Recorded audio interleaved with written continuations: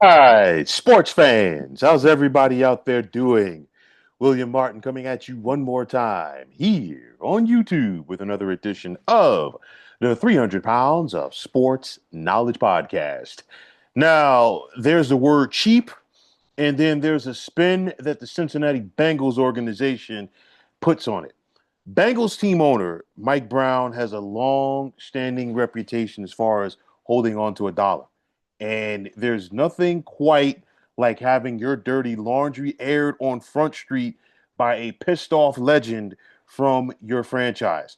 Now, this past Friday on his WFAN radio show in New York City, former Bengals starting quarterback Boomer Esiason called out the franchise for inviting him to take part in their Ring of Honor celebration this coming October, but apparently being cheap about it.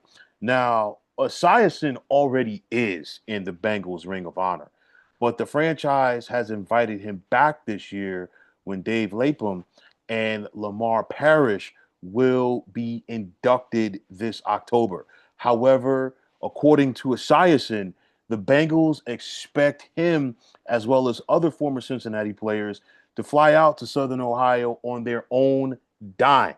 And it doesn't stop there, as according to Esiason, the Bengals have reserved some hotel rooms at a local Cincinnati hotel that the former players are going to have to pay for at a discounted rate, but they're still going to have to pay for it nonetheless. And honestly, knowing the Bengals organization and how it's run by Mike Brown, if the Bengals are paying for their players to stay at a hotel, it's probably a Motel 6. Okay. But also, according to Esiason, I mean, he said he's receiving some tickets for the game. Sometimes, usually, when you hear about this, as far as legends of a franchise coming back, it's all about sitting up in the owner's box or the suite. But at the end of the day, should we or can we expect anything less from Mike Brown's Bengals? Now, under Mike Brown, the Bengals have been one of the most notorious franchises in the National Football League when it comes to not spending money. The Bengals team facilities usually are not among the best in the NFL, while Brown is always looking, for the most part, for a discount when it comes to paying his players. Now, to Mike Brown's credit recently, okay, they went out there and they paid Joe Burrow. They went out there and they paid Jamar Chase and T. Higgins. But still, the Trey Hendrickson situation still looms over Cincinnati heading into the new season. But nonetheless, that's as far as taking care of his players. When was the last time that you saw free agents around the NFL beating down the door to get to Cincinnati? It's usually the other way around, as players are typically trying to leave Cincinnati on the first thing smoking. Honestly, at the end of the day, the legend of Mike Brown, uh, lives on, because at the end of the day, nobody should hear this story from Boomer Esiason and be surprised about it, nor should they be surprised why the Bengals organization has never won a championship. Why? Because they're a terribly run organization. You take your cues from the top of your franchise and look at Mike Brown and look no further for Cincinnati. I mean, it's one of those things for me. How can you not take care of your former players for a Ring of Honor ceremony? Okay, anytime you have legends of your team that are coming back to town, you want to roll out the red carpet. You want to make them feel as comfortable as possible. You want to make them feel as welcome as possible. Bring them around the town, have them, give some advice, some sage advice to the current players on your franchise and say, hey, you know what? This is what you got to do to get there X, Y, and Z, not the Cincinnati Bengals. And I think, honestly, this is an embarrassment for them and their organization, especially for a guy like Esiason, who is one of the better players in Bengals franchise history. There's no ifs, ands, or buts about it. Cincinnati has 3 appearances in the Super Bowl. Boomer Esiason was the starting quarterback for one of those, along with Ken Anderson. Boomer Esiason is the only player in Bengals franchise history to be named as an NFL MVP. You go back to the 1988 season that he had when Cincinnati got to the Super Bowl and they lost, of course, to Joe Montana. Boomer Esiason was dealing that year. Okay, it's one of those where you got to take care of your guys. And I know that the Bengals, like I said, Mike Brown is trying, but he's still got plenty of work ahead of him. It wasn't until recently that they started the Ring of Honor. In my opinion, it's long overdue. Anthony Munoz was, of course, part of that first class in 2021, along with the founder of the Cincinnati Bengals, the late Paul Brown, Mike Brown's father, Ken Anderson, and Ken Riley. We've seen other Bengals go in over the years. Two more this year, of course, Lamar Parrish and Dave Lapham. At some point, we're going to see other guys going in, like a Carson Palmer, maybe like a Max Montoya. We can go down the list. I know that the Bengals over the years have had themselves some lean years, but nonetheless, they have had some quality players throughout the years. You think about Tim McGee, you think about um, Bob Trumpy, and I could just go right down the list. But nonetheless, these are things that I really truly do think are long overdue for this organization. Now, fast forwarding to the Cincinnati Bengals of present day, quarterback Joe Burrow is trying. Okay, and I feel, and it's unfortunate.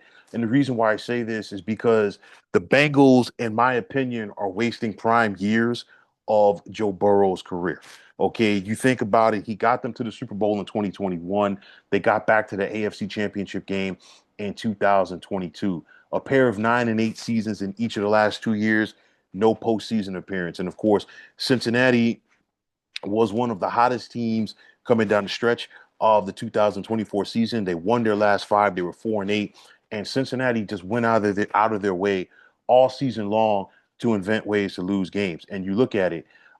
You look at Joe Burrow, who passed for nearly 5,000 yards last season. You think about the year that wide receiver Jamar Chase had. You think about the year that Trey Hendrickson had. And of course, if you take Trey Hendrickson away from that Cincinnati defense, what were they? And of course, now you're not paying Trey Hendrickson. Of course, the whole controversy with Shamar Stewart over the summer, as of course a rookie was holding out, which is unheard of in the current CBA. But nonetheless, this is an uphill battle that Joe Burrow has to deal with this organization.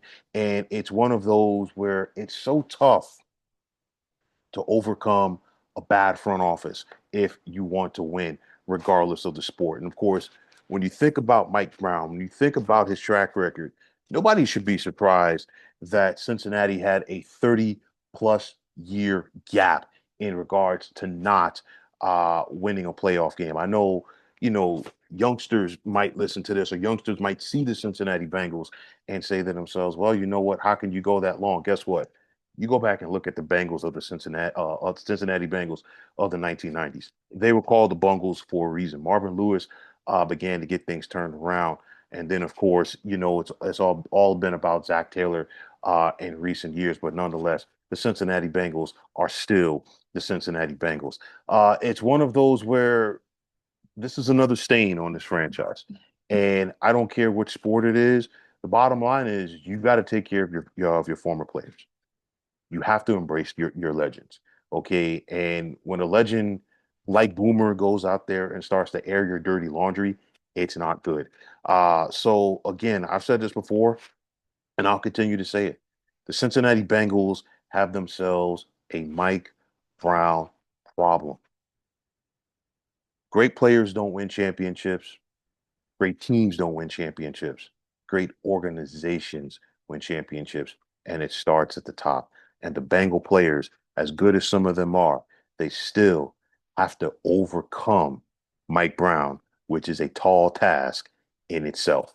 But folks, that is going to wrap it up. And as always, I want to take this time out to thank each and every one of you for checking out the 300 Pounds of Sports Knowledge podcast here on YouTube. And as always, if you like what you heard and saw on this podcast, you know what to do. Just hit that like button as well as subscribing to this channel. And like I always say, it is greatly appreciated.